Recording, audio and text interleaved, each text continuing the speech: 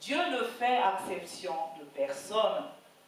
Et il a dit au sujet du Seigneur Jésus dans Jean 3, 16b, il a dit, afin que quiconque croit en lui ne périsse point, mais qu'il ait la vie éternelle.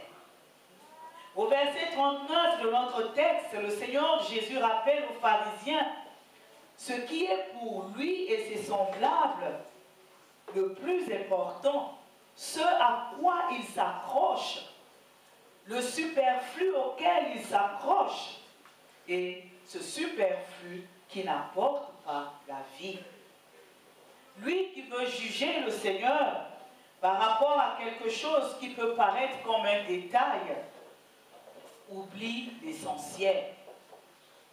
Les pharisiens tiennent compte des apparences et y accordent une grande importance. Alors ce n'est pas ce à quoi le Seigneur accorde de l'importance.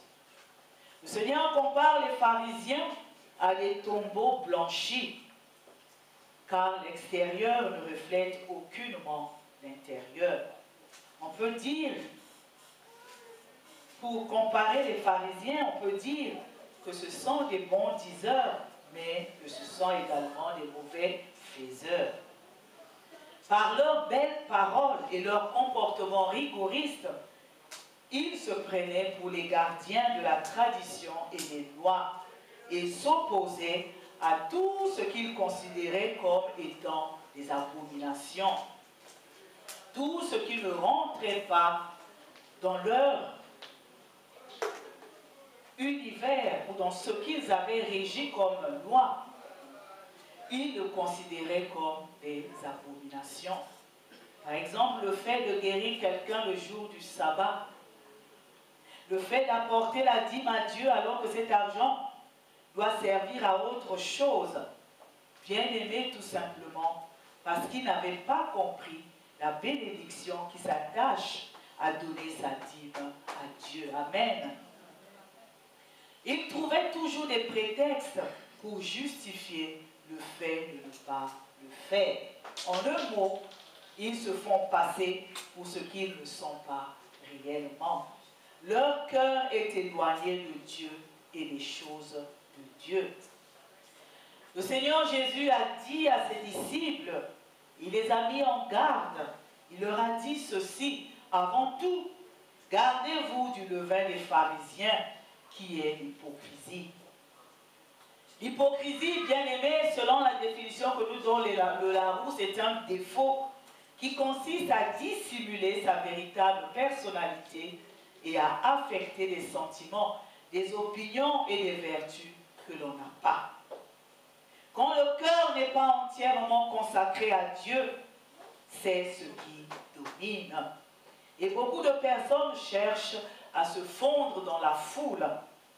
Le Seigneur ajoute ceci, il n'y a rien de caché qui ne doive être découvert, ni de secret qui ne doivent être connus. Amen.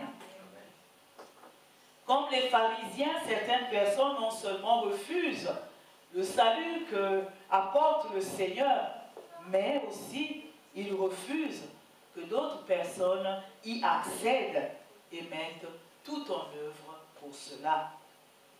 Ce genre de personnes ne respirent que le mal et ne veulent pas laisser Dieu changer leur cœur. Insensé, a dit le Seigneur au verset 40, parce qu'il connaît les pensées de leur cœur. Et cela aussi est vrai au verset 41.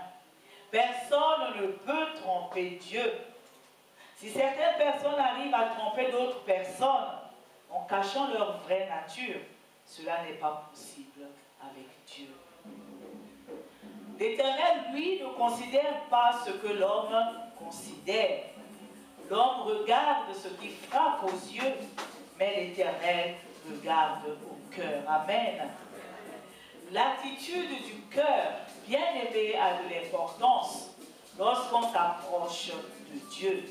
Que ce soit dans la prière ou lorsqu'on lui apporte quelque chose, l'attitude du cœur est très importante.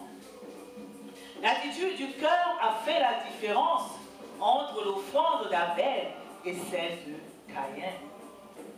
Le dictionnaire biblique nous donne comme définition du cœur.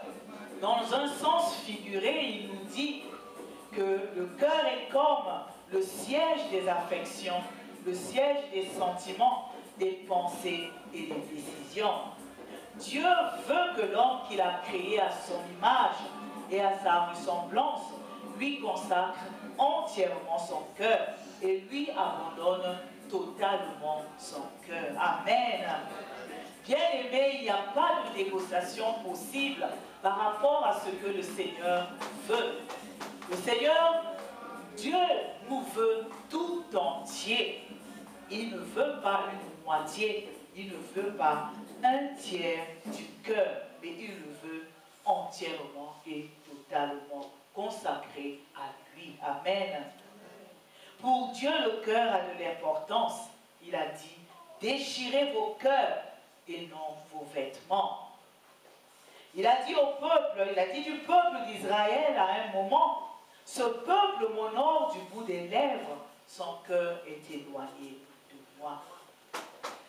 Si le cœur n'est pas totalement abandonné à Dieu, alors ce n'est pas le Seigneur Jésus qui est ton maître bien-aimé, c'est quelqu'un d'autre. Alors, tu n'accomplis pas la volonté de Dieu. Dieu a dit, tu aimeras le Seigneur ton Dieu de tout ton cœur, de toute ton âme, de toute ta force. Et encore, il a dit, tu le serviras lui seul. Amen. Alors, bien-aimé, inutile de faire de la résistance, car avec un cœur éloigné de Dieu, on ne vit pas, combien même on respire. Le Seigneur Jésus a mis en garde les pharisiens face à leur méchanceté, face à leur hypocrisie. Il leur demande d'abandonner leur cœur entre ses mains, et de le laisser le façonner, car lui seul est capable de le changer.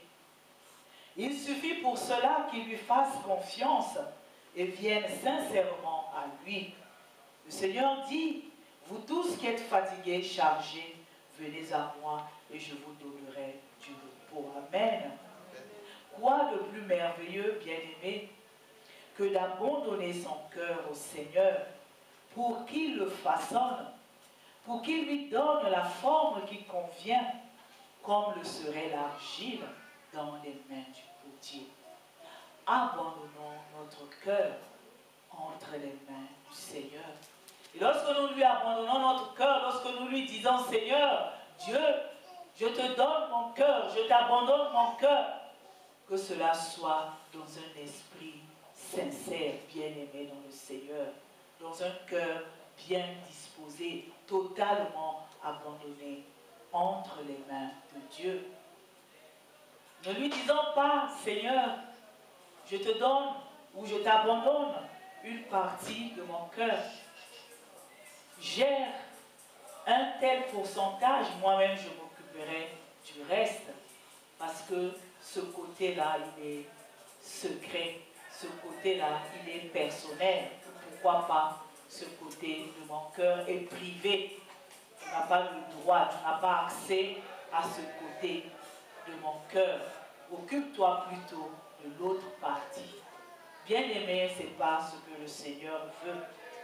Ce qu'il veut, c'est un cœur entièrement consacré à lui. Et un cœur bien-aimé, toujours dans la sanctification, afin de toujours faire la volonté de Dieu. Que l'Éternel bénisse sa parole dans notre cœur et qu'il nous garde. Amen. Amen.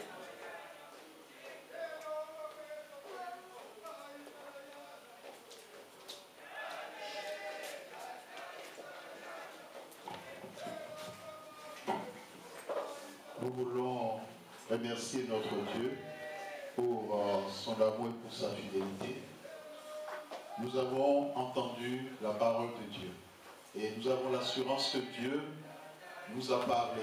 Ce que Dieu veut de nous, c'est notre cœur. Et c'est ce qu'il désire le plus. Et quand nous nous rappelons du Shema Israël, qui nous dit, tu aimeras le Seigneur ton Dieu de tout ton cœur, de toute ton âme, de toute ta force, de toute ta pensée. Et si le Seigneur nous donne ce message, c'est parce qu'il sait que parmi nous, il y a encore des gens qui ne lui ont pas encore donné totalement et entièrement leur cœur. Donc le Seigneur Jésus a besoin de ton cœur, Dieu a besoin de ton cœur. Lorsque la prophétesse donnait l'un des passages de Luc 4, à un moment donné, elle a dit Luc 14. Et comme nous savons qu'elle est une prophétesse de Dieu, nous sommes allés dans le texte de Luc 14, les versets qu'elle a soulignés. Nous allons vous lire ces versets pour clore ce message. Luc 14, 18 à 19. Mais tous, sans exception, se mirent à s'excuser. Le premier lui dit, j'ai acheté un champ et je suis obligé d'aller le voir. Excuse-moi, je t'en prie. Un autre dit, j'ai acheté 5 paires de bœufs et je vais les essayer. Excuse-moi, je t'en prie. Et quand on continue, on dira à l'autre, je viens de me marier, c'est pourquoi je ne peux pas venir. Bien aimé, c'est la parabole du festin, du repas. La parole de Dieu est un repas, est un festin. Donc lorsque nous sortons de nos maisons pour venir en ces lieux, c'est une grâce. Parce que c'est un repas que l'Éternel nous a préparé. Il est vrai, à travers ces références, nous verrons que beaucoup de situations se présenteront pour que nous ne venons pas nous nourrir de ce que Dieu a prévu pour nous. Et c'est ce qu'on appelle des préoccupations secondaires. La Bible, lorsque nous donnons notre cœur entièrement à Dieu, nous arrivons à faire la part des choses. Que le Seigneur bénisse sa parole dans nos cœurs. Amen.